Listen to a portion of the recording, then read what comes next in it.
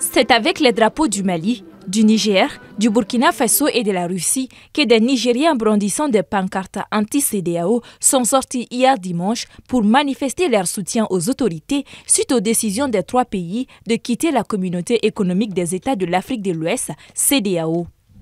Nous sommes là parce que c'est une demande des peuples des États du Sahel pour sanctionner la CEDEAO qui à l'origine était partie pour être une CEDEAO des peuples mais qui s'est avérée être un instrument au service de l'impérialisme français. Nous sommes libérés de cette CEDEAO-là.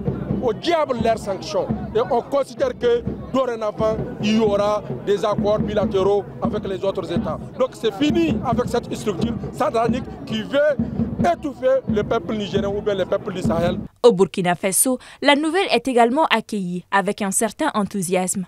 Depuis fort longtemps, on a vraiment attendu ce moment-là.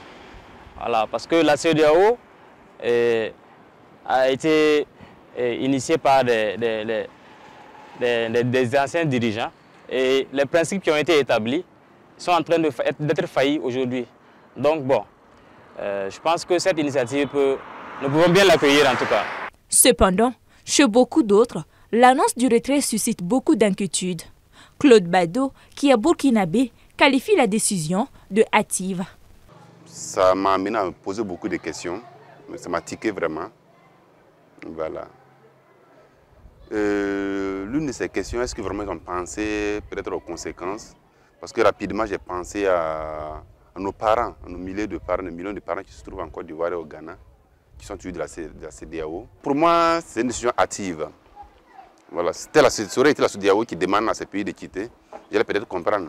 Mais quitter la CEDEAO de vous-même, c'est osé et c'est pas bien.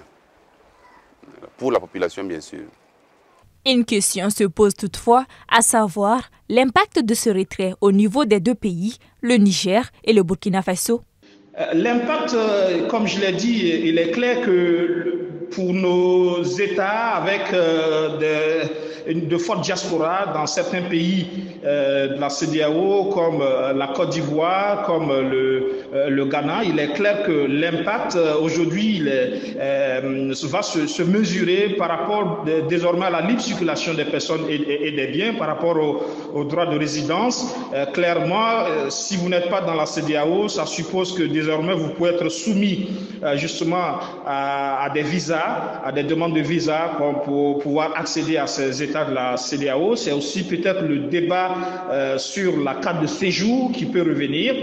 Donc, beaucoup d'inquiétudes pour les Burkinabés qui s'interrogent sur le sort qui sera réservé justement aux ressortissants justement dans ces pays de la CEDEAO, notamment la Côte d'Ivoire et le Ghana. Pour rappel, le traité de la CEDEAO stipule que tout État désiré de se retirer doit le notifier par écrit dans un délai d'1 an et est tenu de se conformer à ses obligations pendant cette période.